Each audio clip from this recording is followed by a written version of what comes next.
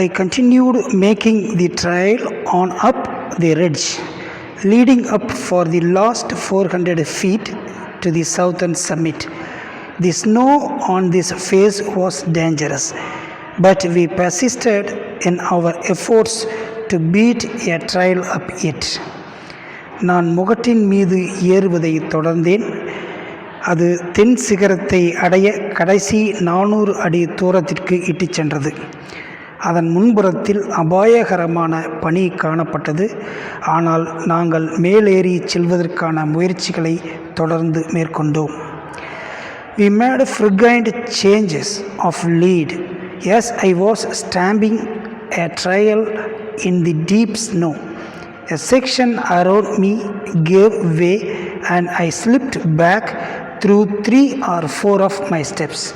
I discussed with Tenzing the advisability of going on and B, although admitting that he felt unhappy about the snow conditions, and finished with his familiar phrase, just as you wish. எங்களுக்குள் ஒருவராக மாறி மாறி வழிநடத்தி சென்றோம். பாதையின் ஆழமான பனி மீது நான் கால் பதித்த போது என்னை சுற்றி இருந்த பகுதி சரிந்தது. நான் 3-4 அடி பின்னோக்கி நழுவினேன். பயணத்தை தொடர்வதற்கான ஆலோசனை பெறுவதற்கு டென்சிங்குடன் கலந்து ஆலோசித்தேன். அவர் பனி படர்ந்த நிலை குறித்து கவலையடைந்த போதும் அவருடைய பிரபலமான சொற்றொடரான நீங்கள் விரும்பியபடியே என்று கூறி முடித்து கொண்டார்.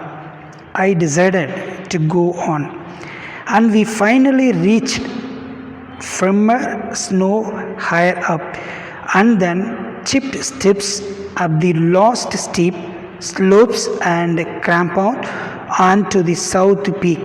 It was now 9 a.m. நான் மேலும் பயணத்தை தொடர முடிவு செய்தேன். இறுதியாக நாங்கள் இறுகிய பனி கொண்ட உயரத்தை அடைந்தோம். அதன்பின் தெற்கு சிகரத்தை நோக்கி நடக்க கடைசி வன் சரிவுகளில் பனியை வெட்டி எடுத்து படிகளை அமைக்க தொடங்கினோம். அடைந்தோம். இப்பொழுது காலை 9 மணி. We cut a seat for ourselves just below the south summit and removed our oxygen apparatus as our first partly full bottle of oxygen was now exhausted. தெற்கு சிகரத்திற்கு அடியில் எங்களுக்காக ஒரு இருக்கையை வெட்டி அமைத்தோம். எங்கள் ஆக்சிஜன் கருவிகளை கழற்றினோம். எங்களுடைய பகுதி நிரம்பிய முதல் ஆக்சிஜன் குப்பி காலியானது. எங்களிடம் ஒரே ஒரு முழுவதும் நிரப்பப்பட்ட குப்பி மட்டும் எஞ்சியிருந்தது. இப்பொழுது நம்முடைய கருவிகள் இலகுவாக 20 பவுண்டுக்கு சற்று அதிகமாக இருந்தது. தெற்கு சிகரத்திற்கு கீழே படிகள் வெட்டியதால் நான் சுதந்திரமாகவும் சுகமாகவும் உணர்ந்தேன். As my ice axe bit into the first steep slope of the ridge, my high hopes were realized. The snow was crystalline and firm. 2 or 3 blows of the ice axe produced a step large enough even for our oversized high-altitude boots, and a firm thrust of the ice axe would sink it halfway up the shelf, giving a solid and comfortably belay. முகட்டின் முதல் வன் சரிவிலிருந்து பனியை என்னுடைய பனி கோடாரி எளிதில் வெட்டியதால் என்னுடைய உயரிய நம்பிக்கைகள் உணரப்பட்டன. பனி படிகமாகவும் கெட்டியாகவும் இருந்தது. பனிக்கோடாரி கொண்டு 2-3 முறை அடித்தால் நம்முடைய மிகப்பெரிய காலணிகளுக்கு போதுமானதாக பெரிய பனிக்கட்டி அமைந்துவிடும். இனி கோடாரியால் வலுவான அழுத்தத்தால் கனையாது பாதி அளவு புதைந்து திடமான சௌகரியமான தாங்கு கயிற்றை இறுக கட்டவும் அது உதவியது. We moved one at a time. I would cut a 40-foot line of steps, Tenzing belaying me while I worked. Then in turn I would sink my shaft and put a few loops of the rope around it. நாங்கள் ஒருவராக நகர்ந்தோம். நான் 40 அடி படிக்கட்டு வரிசையாக வெட்டினேன்.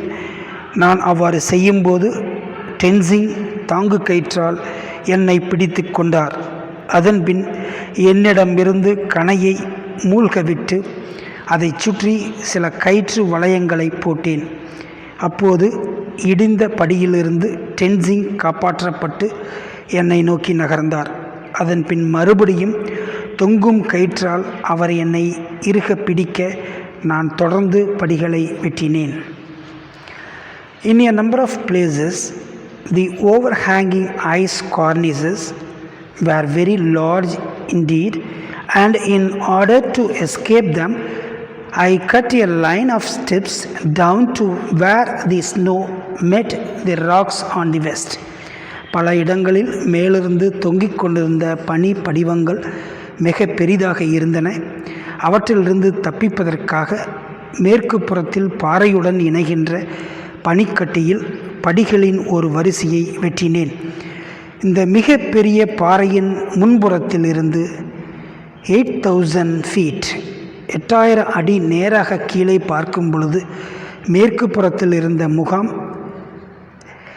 என் சின்னஞ்சிறு கூடாரங்கள் திகிலூட்டக்கூடியதாக இருந்தது.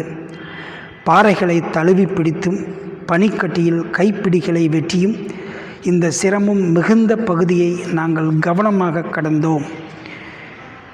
On its east side was another great cornice, and running up the full 40 feet of the step was narrow crack between the cornice and the rock. அதன் கிழக்கு பகுதியில் மற்றொரு பெரிய பனி தொகுப்பு தொங்கிக் கொண்டிருந்தது. இதற்கும் பாறைக்கும் இடையில் 40 அடியில் குறுகிய வெடிப்பு காணப்பட்டது. டென்சிங் தன் முழு வலிமையுடன் தொங்கல் கயிற்றை பிடித்து கொள்ள அந்த வெடிப்பில் நான் மிக குறுகிய வழியை கொண்டு ஏற்படுத்தினேன்.